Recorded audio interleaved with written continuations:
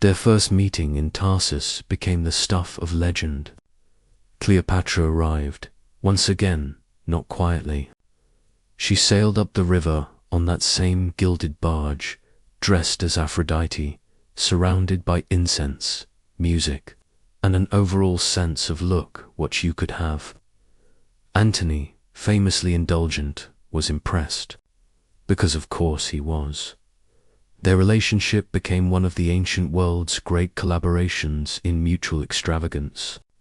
Together, they threw banquets so lavish that even Rome, the global capital of excess, raised an eyebrow.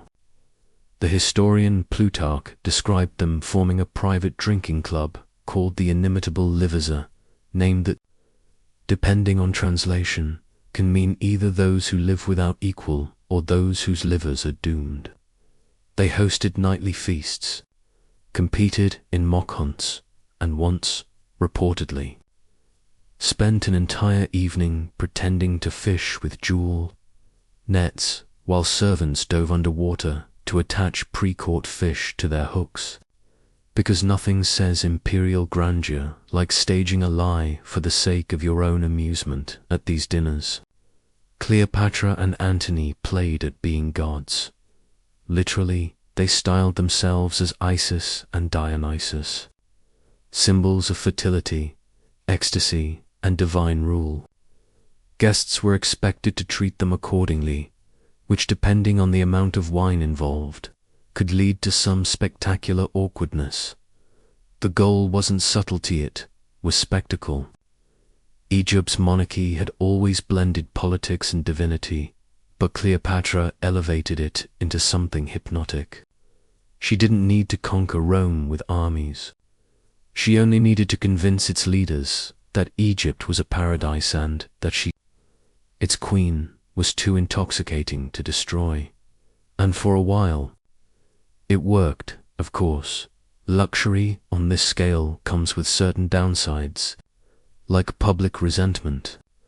The Egyptian people, already taxed heavily, began to feel the strain. Rome's senators, meanwhile, saw Antony's devotion to Cleopatra as a moral collapse.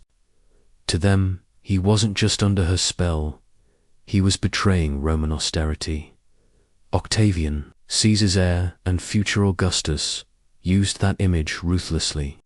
He painted Cleopatra as the dangerous foreign temptress corrupting noble Roman virtue, which was rich. Considering Rome's idea of virtue included mass slavery and public execution for entertainment. But propaganda doesn't need consistency. It just needs to sound convincing. So when Octavian declared war, he claimed it wasn't against Antony, but against Cleopatra herself. Against the queen who enslaved Rome's greatest general through perfume and pearls. The irony, of course, is that Cleopatra had used her wealth to protect Egypt from that very kind of Roman control. The same luxury that made her dangerous also made her powerful. For a time, it worked, until it didn't. But let's not drift to the end just yet. We'll save the tragedy for later. There's always time for that in history. For now, imagine one more of her great feasts. The music is gentle. The torches flicker. Antony lounges nearby, laughing too loudly. The queen reclines, serene and calculating, her cup filled with wine sweet enough to make poets sentimental. Around them, courtiers whisper, dancers move slowly, and somewhere outside, the night air hums with the quiet sound of waves and empire. It's easy, in that glow, to forget that it's all temporary, that the gold will tarnish, the wine will sour, and the world will turn. But for Cleopatra, for this brief span of candlelight and laughter, she is not a woman under siege. She is the center of civilization. The world bends toward her like petals around a flame, and that, in the end, was her true art. Not seduction, not beauty, but the ability to make the impossible look effortless. Asterisk, the secret customs of Illyrian women, Hey everyone. Tonight, we're drifting back to a place that rarely makes it into bedtime stories. The misty hills and windswept coasts of ancient Illyria. You might not have heard much about it. The Romans certainly did. They conquered it, as they tended to do. But before that, it was a land of mountain tribes, dark forests, and, perhaps most intriguingly, women who seemed to frighten even hardened warriors. So, dim the lights, settle in, and let's wander slowly into this forgotten corner of the ancient world, where queens went to war, daughters inherited vengeance, and customs were strange enough that even the Greeks whispered about them in half-belief, because, of course, they did. If you were a traveler drifting along the Adriatic coast around, say, 400 BCE, you might have looked inland and seen the ridges of the Dinaric Alps. You might have thought, no thanks, and kept sailing. The Illyrians had a reputation, and not a gentle one.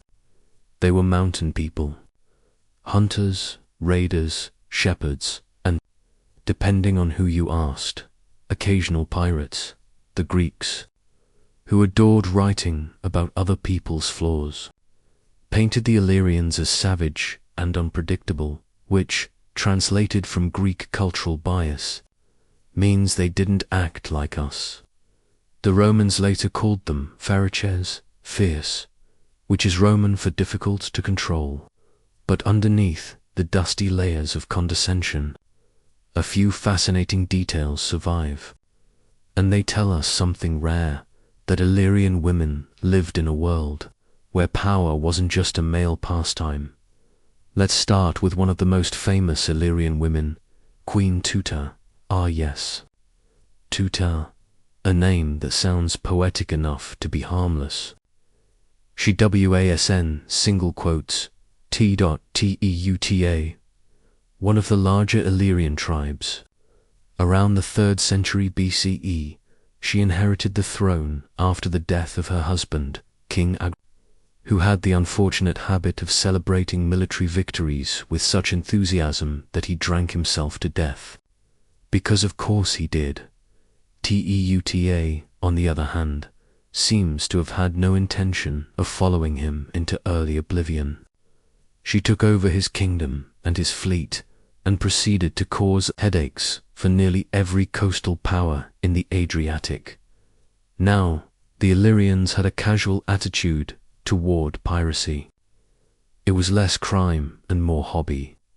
Roman traders, who preferred to think of the sea as their personal highway, were less amused when a Roman envoy arrived to complain about the situation. Tuta reportedly told him that, while she personally respected Roman merchants, she couldn't control what her people did in their free time. Then, according to Roman sources, she had him killed. Not the best diplomatic decision, but one can't help but appreciate the honesty. Of course, the Romans used this incident as an excuse for a full-scale invasion. It's the kind of event that historians like to call inevitable, though it's usually just profitable. The Romans swept in, defeated her navy, and forced her into a humiliating treaty. Tuta was stripped of power, forbidden to sail with more than 2 unarmed ships at a time, which must have been a painful rule for someone who had once commanded entire fleets. And so, Tuta disappears into the mist of history, another fierce woman softened into a cautionary tale by men with pens. But even through Roman propaganda, she refuses to vanish entirely, because they wrote about her anger, her defiance, her refusal to act the way a queen was supposed to act, which tells us something. She made an impression, and in the ancient world, that's a kind of immortality. Let's drift a little earlier, though, before queens and treaties, to the heart of Illyrian custom itself. You see, Illyrian society was structured differently from its Greek and Roman neighbors. Women could inherit property, They could rule. They could, and did, fight. In a world where Athenian women were barely allowed outdoors without supervision, Illyrian women were negotiating alliances and leading clans to the Greeks. This was scandalous. To the Illyrians, it was Tuesday. The men fought wars. The women sometimes did too. The gender divide, though real, was softer at the edges, likely because life in the rugged Balkans didn't have much room for delicate hierarchy, when survival depends on everyone pulling their weight. You learn to value capability over decorum. So, while Roman matrons embroidered virtue into household linen, Illyrian women were training to throw javelins. And if that image disturbs your classical sensibilities, well, that's probably the point. One of the stranger Illyrian customs we know of involved tattoos. Ancient authors, with their usual blend of fascination and judgment, mention that Illyrian women decorated their bodies with elaborate tattoos, geometric designs, spirals, and animal shapes. The practice seems to have been a marker of status, not scandal. In many Mediterranean cultures, tattoos were seen as something only slaves or criminals bore. But among Illyrians, they might have been a symbol of adulthood or tribal identity. It's thought that girls were tattooed when they reached maturity, a permanent, visible statement that they belonged to the people and to themselves. The Greeks would have found this deeply improper, which is probably why the Illyrians liked it. And then, of course, there's the matter of war. We have glimpses, faint dusty glimpses, of Illyrian women participating directly in battle. Some fought alongside men, others commanded in their own right. Tutor wasn't an anomaly, just one who got caught in Roman history. Seneca sniffed that such spectacles corrupted public virtue. Philosophers muttered about the decline of Rome, and yet the games continued.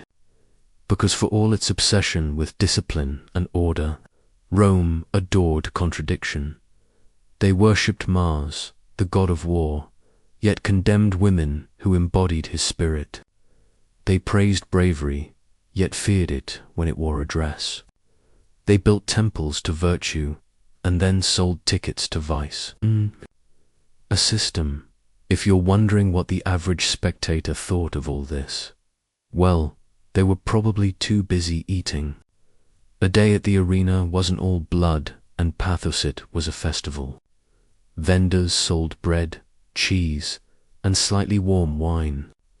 Children clambered on seats. Vendors shouted over the din.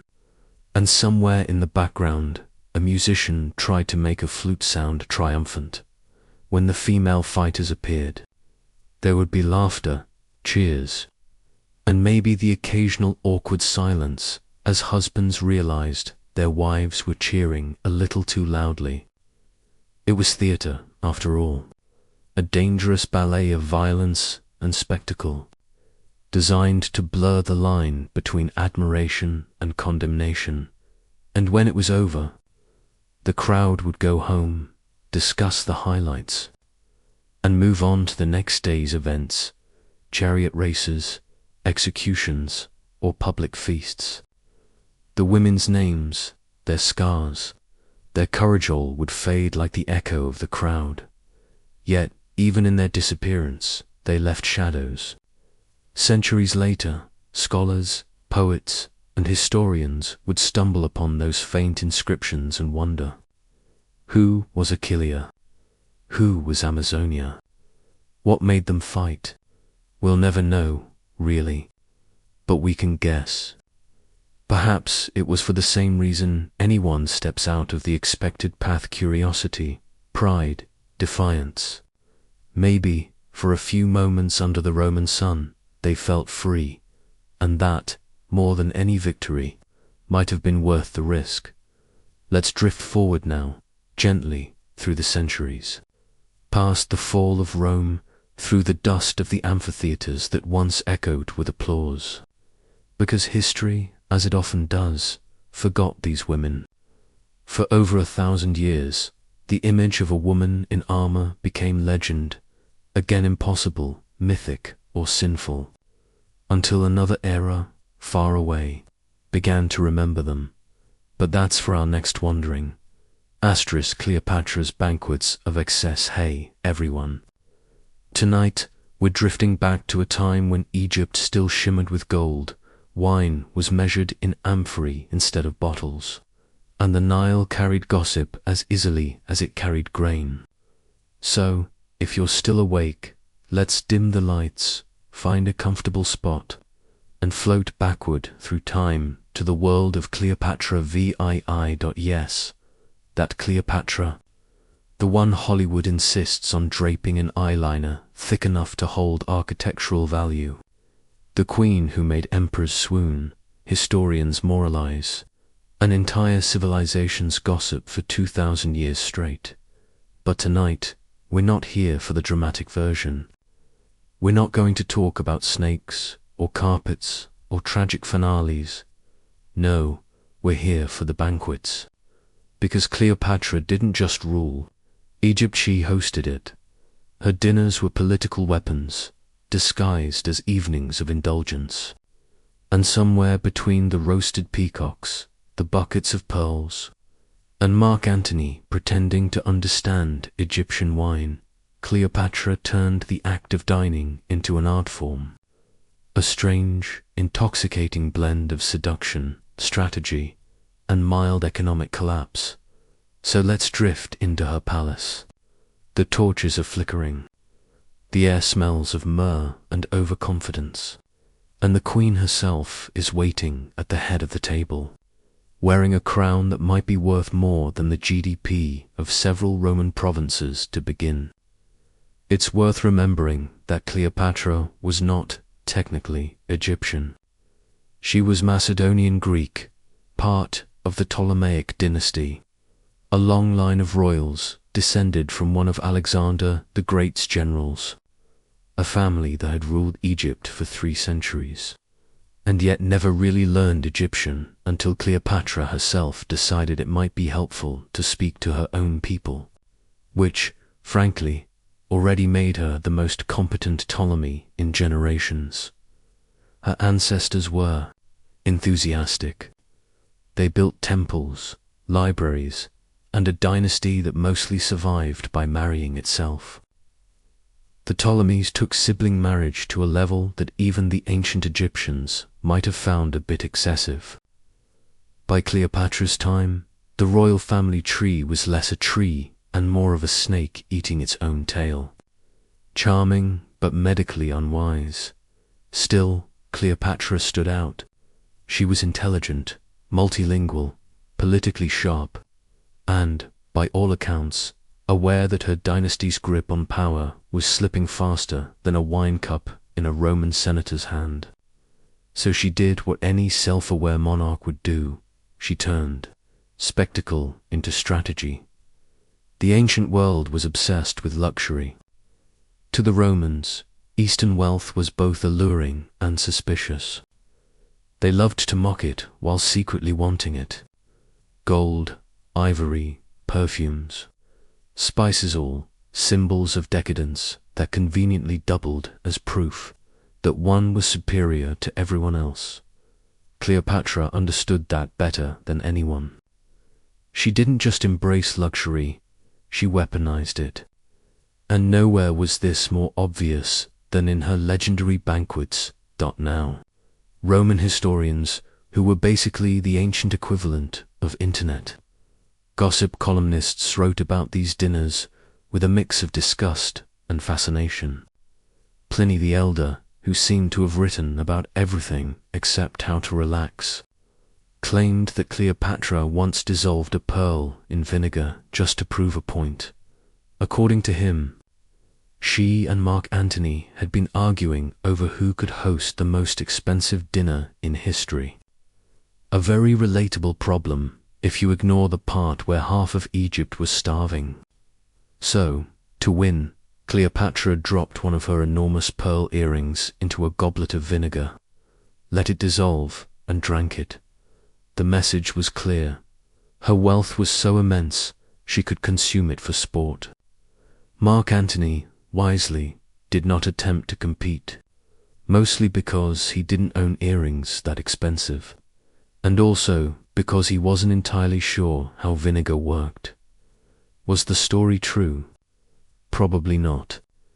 Pearls don't actually dissolve that easily, even in strong acid. But accuracy wasn't the point, symbolism was. Cleopatra's banquets were theatre. Every gesture, every dish, every shimmer of gold was a line in her ongoing performance of power. Imagine the setting. We're in Alexandria, the city that still hummed with the echo of Alexander's ambitions. The palace overlooks the harbor, where ships from every known land unload spices, silks, and people who will later be served wine by the gallon. Inside, the banquet hall glows in candlelight. The walls are hung with woven gold, the air thick with incense so strong that even the statues look faintly drowsy. Guests recline on couches covered in embroidered linen. Musicians pluck lyres in the corner, politely pretending not to notice anyone falling asleep mid-course. And in the center, Cleopatra reigns not just as a hostess, but as an empress of atmosphere.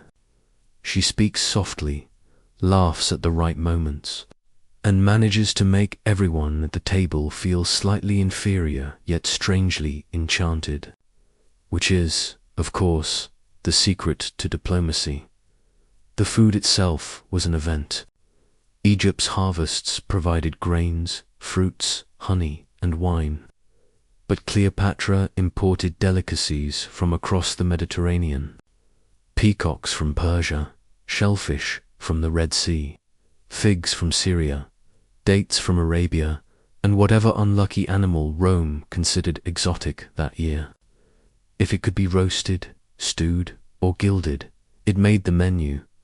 Dishes arrived in procession, carried by servants, trained to move like living decoration. Gold platters gleamed beneath the torchlight. Silver cups overflowed with spiced wine, and somewhere in the background, an accountant quietly wept. This was not simply eating, it was economics in action. Each course reminded her guests that Egypt's wealth, and thus Cleopatra's power, flowed endlessly. And in a world where Rome controlled nearly everything, that illusion was vital, because, at this point, Cleopatra's Egypt was technically independent, but in reality it existed at Rome's pleasure. Her relationship with Julius Caesar had secured her throne. Her relationship with Mark Antony would try to keep it, and through both, her banquets served as her softest form of warfare. Julius Caesar had met Cleopatra under dramatic circumstances. She famously smuggled herself into his presence wrapped in a rug or, possibly, linen sheets, depending on which ancient gossip you trust. Either way, she made an entrance, and when Caesar saw her, he was apparently so captivated that he forgot he'd arrived to solve a civil war. Their alliance was political, romantic, and, inconveniently, productive.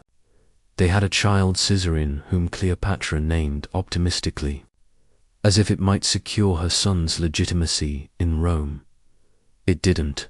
Still, during Caesar's time in Egypt, Cleopatra entertained him with feasts that merged Egyptian ritual with Hellenistic extravagance, each one a subtle reminder that while Rome might conquer nations, Egypt could still conquer taste.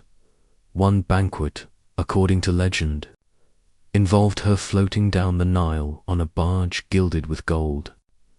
Sails of purple silk billowing, attendants dressed as nymphs, and musicians playing until the crocodiles gave up and left. It wasn't dinner, it was a moving advertisement for divine authority.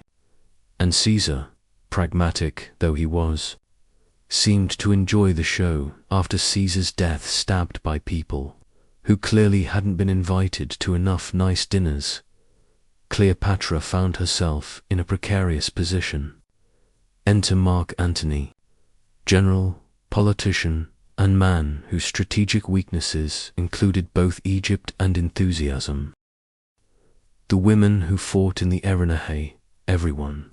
Tonight, we're drifting back to a time when the air smelled faintly of olive oil, sweat, and mild imperial delusion. So, get comfortable, dim the lights, and let's wander together into the strange, echoing world of ancient Rome where even the act of dying could be considered a public performance. And tonight, rather than talking about the emperors, or the endless wars, or the aqueducts that still refuse to crumble out of sheer spite, we're going to look at something smaller, quieter in a way, but still spectacularly odd. The women who fought in the arena. Yes, you heard that right. Female gladiators. Women who, despite a society built entirely on the idea that they should be seen, married, and ideally silent, decided that the best use of their time was to pick up a sword and risk their lives in front of thousands of moderately drunk Romans. And before you picture them as delicate damsels wielding foils with graceful flirno, these women were real fighters. They bled, they sweated, and, occasionally, they won, which, to the Roman crowd, made them both thrilling and deeply confusing. After all, this was a culture that couldn't quite decide if women were holy vessels of domestic virtue or portable property with opinions that should never be expressed out loud. And yet, there they were, in the sand, fighting for applause. Let's set the scene properly. It's the 1st century of our era. Rome is at its confident, imperial peak. They've conquered most of what they can find, and they're running out of new ways to entertain themselves. Naturally, this leads to innovation in the field of creative violence. The Colosseum doesn't exist, yet Emperor Vespasian will build that later, mostly as a distraction from his son's questionable spending habits. But smaller amphitheaters across the empire already draw crowds. People come for animal hunts, for executions, for the classic man versus man duels, and sometimes for novelty acts, because Rome adored novelty. If you could make the crowd gasp, you had a job. And if you could make them laugh while doing it, even better so, when someone, probably a very wealthy, very bored official, suggested, "What if women fought too?" Everyone nodded in delighted horror. It was scandalous. It was indecent. It was perfect. Now, these female fighters had a name: gladiatresses, the feminine of gladiator, though the term never really caught on in the ancient sources. Most writers were too busy being either morally outraged or quietly fascinated to call them anything at all. We only have a handful of references, some inscriptions, a few sneering comments from historians, and, of course, the disapproving murmurs of Roman senators. Because if there's one thing senators loved more than corruption, it was pretending to be shocked. One satirist, Juvenal, complained that women were training with swords in the gymnasium instead of learning proper womanly skills, like embroidery or gossiping tastefully about their neighbors. He called them unnatural, which, in Roman moral vocabulary, was just one step above slightly inconvenient.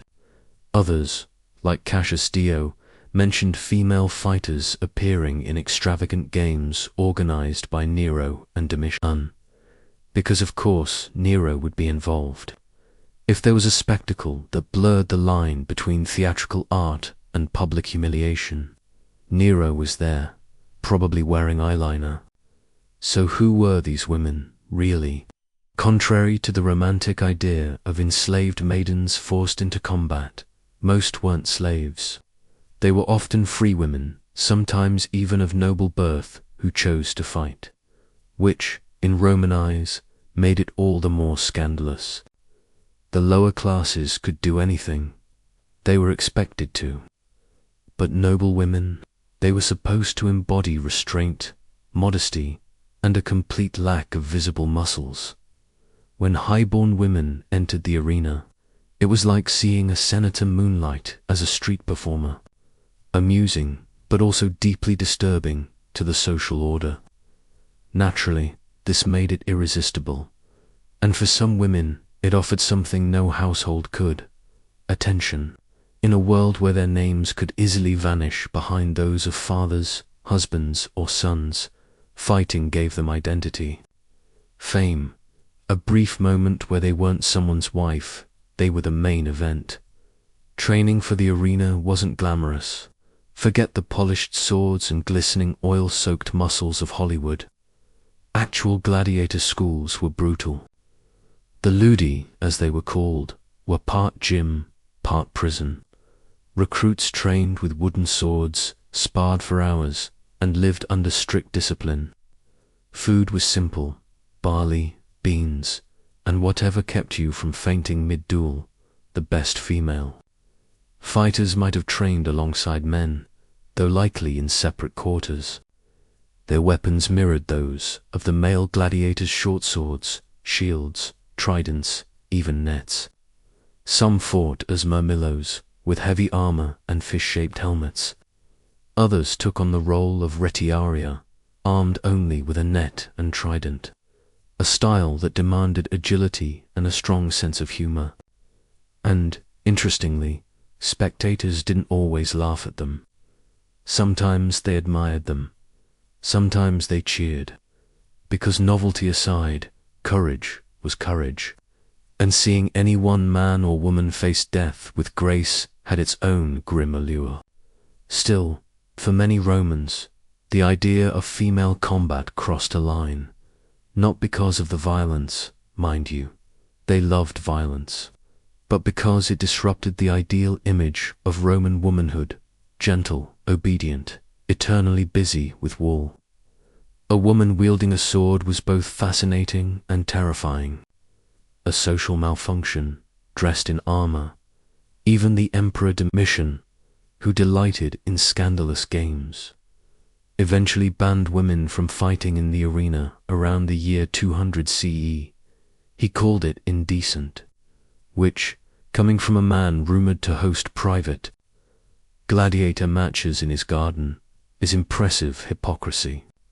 But the ban didn't entirely erase them. Evidence lingers, faint but stubborn.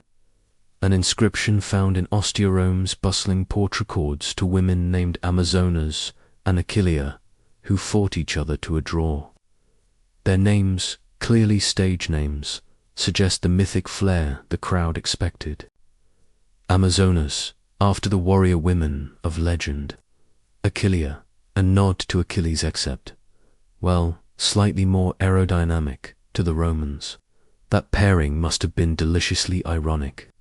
The warrior man, the warrior woman, circling each other in perfect, choreographed defiance of everything polite society pretended to value. It's worth noting that the Romans didn't invent women warriors. They just commercialized them. Long before Rome, other cultures celebrated or feared female fighters.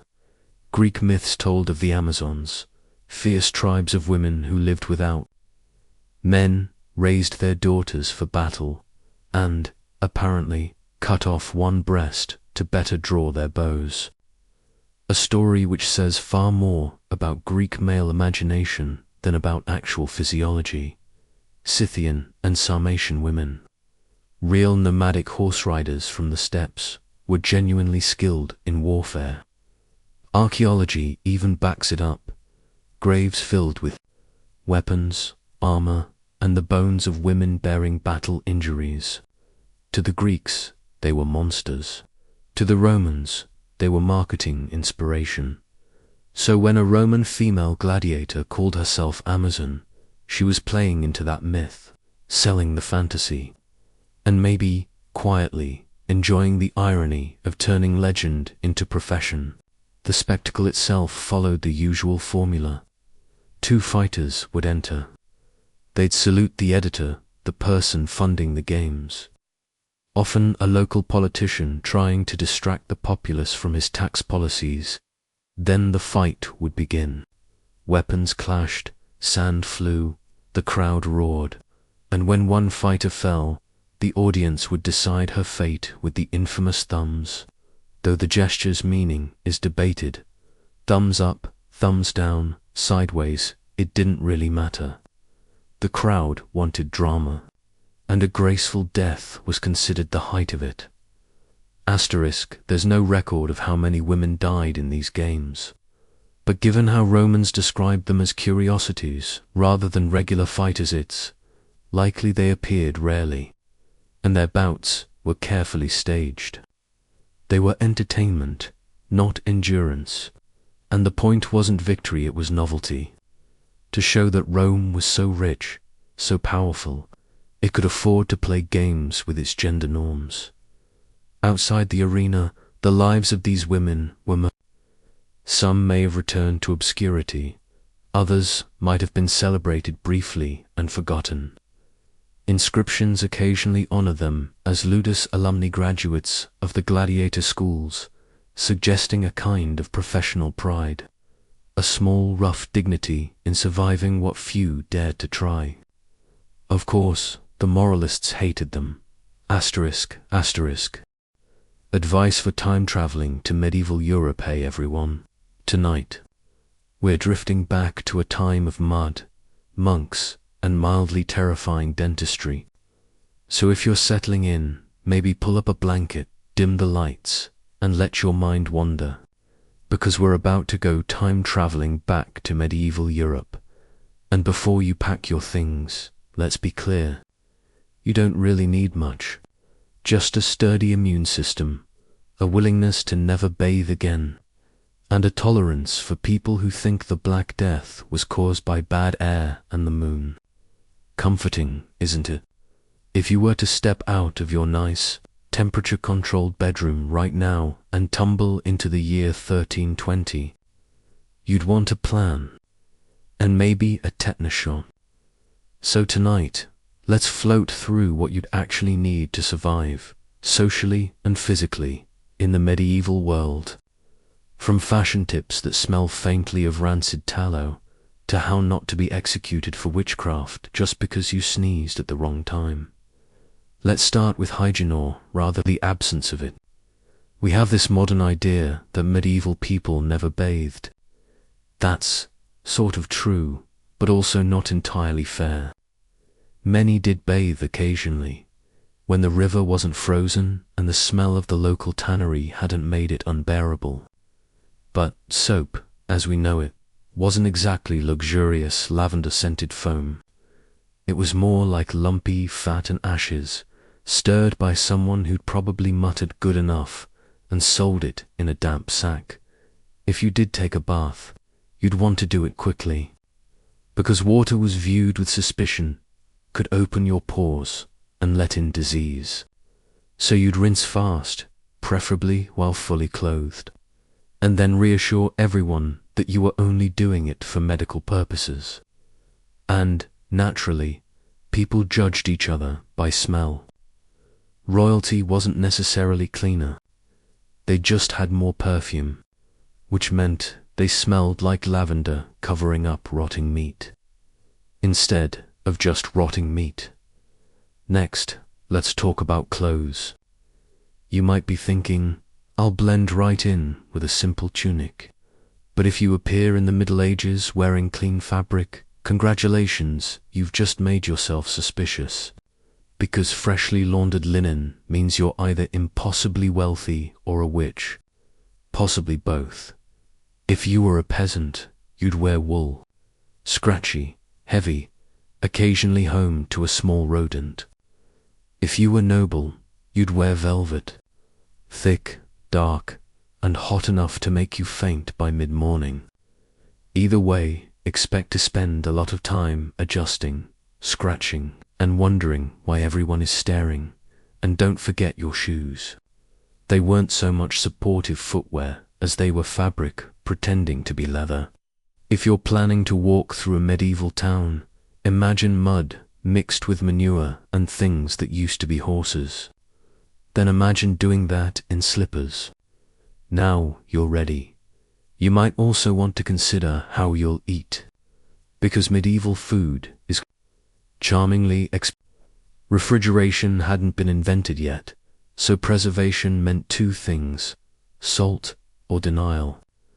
If it smells odd, just boil it again. Problem solved. The bread will be dark, heavy, and contain approximately 1 pebble per slice.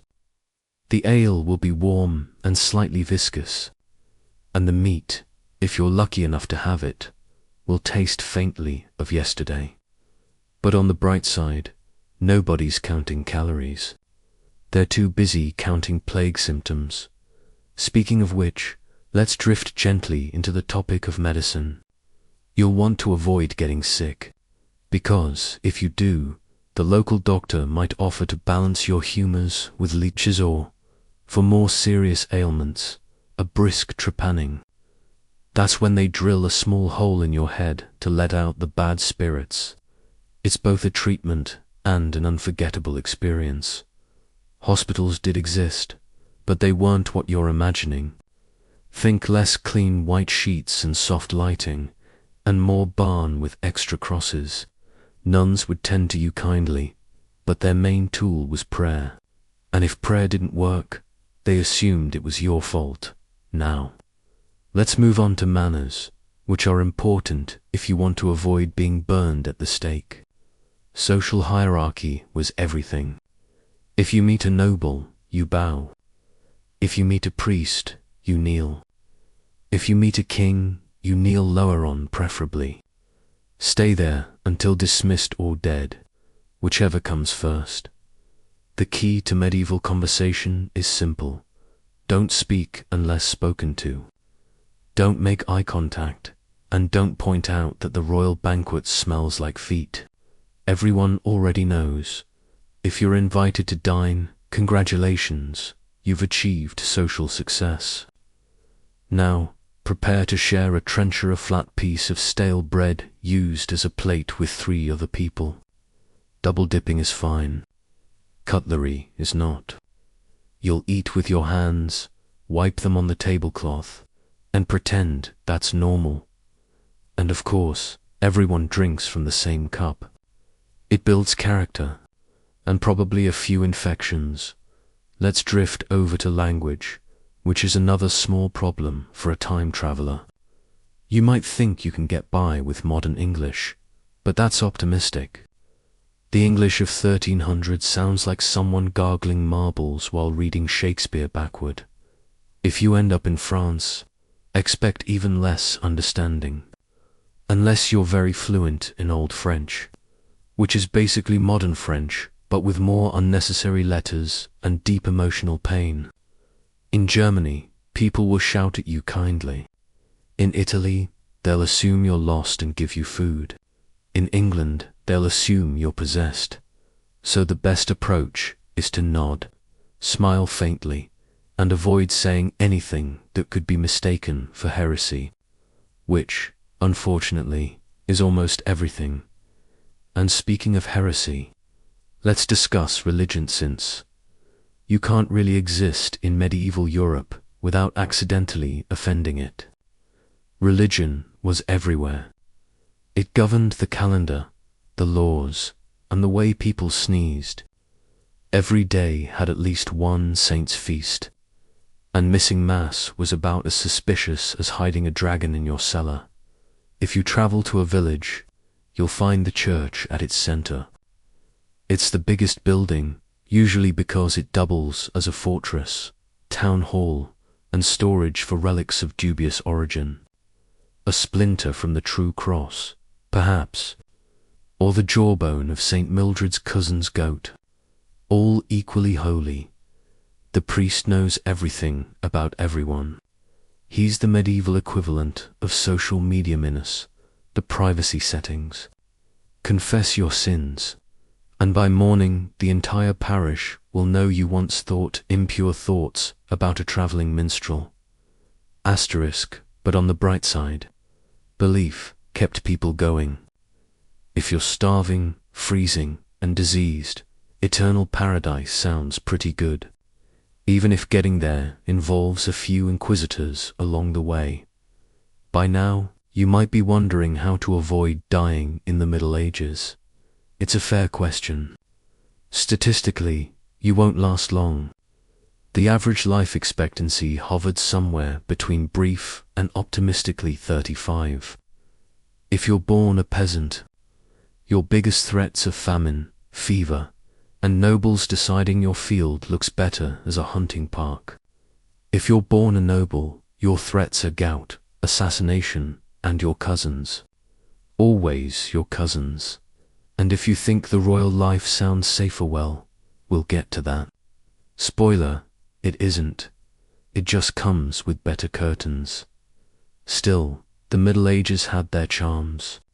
The stars were clearer, the nights quieter, and the pace of life unhurried, in that we're all probably doomed anyway sort of way. People sang, told stories, and believed fiercely in things they couldn't prove. There was beauty in that, even among the mud and plagues and strangely moist bread.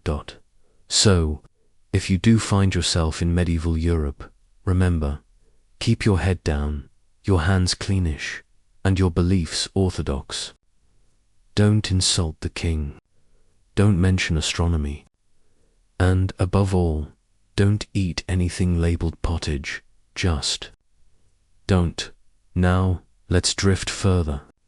Because while the peasants were surviving, the royals were thriving, their own eccentric, disastrous way. In the next part, we'll meet some of the most spectacularly unwell monarchs in European history. Men and women so inbred they were practically genealogical origami, because if you thought the peasants had it rough, wait until you meet the people who ruled them. Asterisk.